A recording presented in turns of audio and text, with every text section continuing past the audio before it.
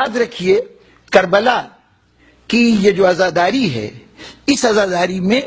صرف گزرے ہوئے واقعات کی یاد نہیں منائی جاتی، بلکہ اگر کوئی واقعہ کسی طرح سے ہونا چاہیے تھا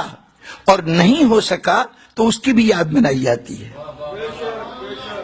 کربلا یہ عزاداری بیتے ہوئے واقعات کی یاد تازہ نہیں کرتی، بلکہ ان حسرتوں کی بھی یاد تازہ کرتی ہے جو کربلا والوں کے دل میں رہ گئی۔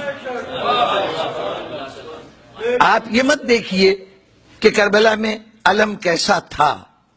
اگر کربلا کا علم وہاں پر حضرت عباس کے بازو قلم ہو جانے کے بعد زمین میں گر گیا تو اب وہ کربلا کا علم ہمارے نزدیک جہاں بھی اٹھے اس کا نام ہونا چاہیے یہ کربلا کا علم ہے، پھر اس کے اٹھانے وقت اس کی شکل صورت نہیں دیکھی جائے گی، اس کو بلند رکھنا بنیادی کام ہے، اس لیے کہ دشمن نے چاہا تھا کہ یہ گر جائے، تو جو وہاں کوشش ہوئی تھی گرا دینے کی، ہماری کوشش ہوگی کہ یہ بلند رہے۔ وہاں جنازے نہیں اٹھائے گئے، امام حسین علیہ السلام کی تدفین نہیں ہوئی، لاشوں کو چھوڑ دیا گیا، ہم تابوتوں کو لے کے اپنے کاندھے پہ چلتے ہیں کہ مولا کا اگر اس وقت دفن نہیں ہونے دیا گیا تھا تو امام زین العابدین علیہ السلام کی حسرت تھی کہ کربلا سے جاتے ہوئے انہوں نے کہا تھا کہ وہ بیٹا مر کیوں نہ جائے جس کے سامنے باپ کا لاشا یوں پڑا ہو اور وہ اس کے لیے کچھ کر نہ سکے، تو ہم اس حسرت کی تکمیل کرتے ہیں کہ مولا وہاں جنازہ نہیں اٹھ سکا، ہم جنازے کو اٹھاتے ہیں۔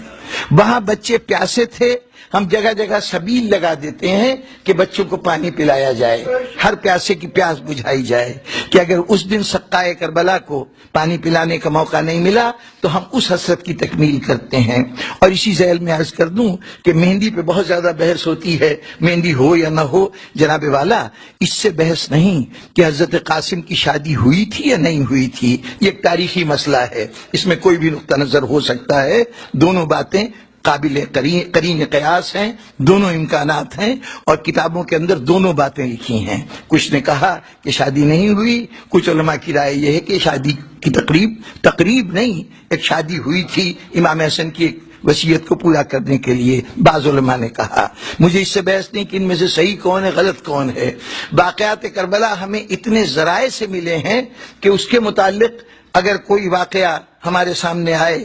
واضح طور پر وہ منصب امامت کے خلاف نہ ہو، واضح طور پر وہ مقصد حسین کے خلاف نہ ہو، تو ہمیں اس واقعے کو مان لینے میں یا کم از کم اس کو سن لینے میں کوئی حرج نہیں ہونا چاہیے۔ برداشت اتنی ہو کہ اگر وہ واقعہ ہمارے نقطہ نظر کے مطابق بظاہر صحیح نہیں ہے، میرے پاس جو حوالے یا شہادتیں ہیں ان کے روح سے واقعہ درست نہیں ہے، تب بھی جو بیان کر رہا ہے اگر اس کے پاس کوئی ایک جواز ہے، کوئی ایک حوالہ موجود ہے تو اسے حق دیجئے کہ وہ واقعے کو اس طرح سے بیان کرے، بشرطے کہ وہ مقصد حسینی کے خلاف نہ ہو، وہ امام حسین اسلام کے منصب کے خلاف نہ ہو۔ تو اگر حضرت قاسم کی شادی کے سلسلے میں آپ کی رائے ہے کہ آپ کی معلومات، آپ کے پاس جو حوالہ جات ہیں اس کے روح سے شادی ہوئی تھی، یا کوئی صاحب یہ سمجھتے ہیں کہ میرے پاس جو حوالہ جات ہیں اس کے اعتبار سے اس کے نتیجے میں امام حسین علیہ السلام کی اتنی بیٹیاں ہی نہیں تھیں کہ کوئی بیٹی ہوتی جو حضرت قاسم سے بیاہی جاتی، اب دو نقطہ نظر ہیں، اس میں سے جس حوالے سے بھی ذاکر بیان کر رہا ہے سن لینے میں کوئی حرج نہیں ہے، اس کا اثر بھی قبول کیجئے، لیکن اس بحث سے قطع نظر اگر کہیں مہندی برآمد ہوتی ہے تو اس پہ پریشان ہونے کی بات نہیں کہ یہ تو عرب میں نہیں ہوتا تھا، باقی سب عرب میں کب ہوتا تھا۔ مسئلہ صرف اتنا ہے کہ ایک ماں یہ اپنے بچے کے لیے کیا تمنا نہیں رکھتی کہ کاش یہ بچہ جب بڑا ہو، بالغ ہو تو میں اس کا سہرا دیکھوں، اس کی شادی کروں، شادی ہو یا نہ ہو یہ تمنا تو ماں کے دل میں ہو سکتی ہے۔ اگر کوئی جوان دنیا سے رخصت ہو جائے، ہمارے یہاں کے معاشرے میں جس جگہ میں رہتا ہوں وہاں طریقہ یہ ہے کہ لڑکے کی شادی ہونے والی تھی، اسی دوران میں حادثہ ہو گیا، نوجوان دنیا سے رخصت ہو گیا، تو وہ صحرا جو دولہا کو باندھا جانا تھا وہ جنازے پہ باندھ دیا جاتا ہے۔ یہ ماں باپ کی تسکین کے لیے ہے کہ تمہاری تمنا تھی نا دولہا بنانے کی، چلو زندہ کو نہیں دولہا بنا سکے تو لاش کو دولہا بنا لیں۔ بس اسی جذبے کے تحت اگر یہ کہا جائے کہ ام فروا کے دل میں تمنا تو رہی ہوگی نا کہ قاسم دولہا بنے،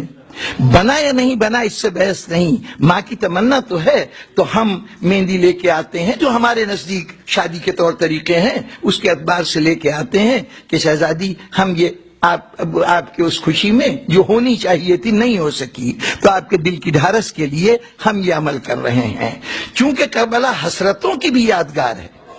عزاداری کربلا کی حسرتوں کی بھی یادگار ہے، اس لیے ایسی بات کے ہو جانے کے اوپر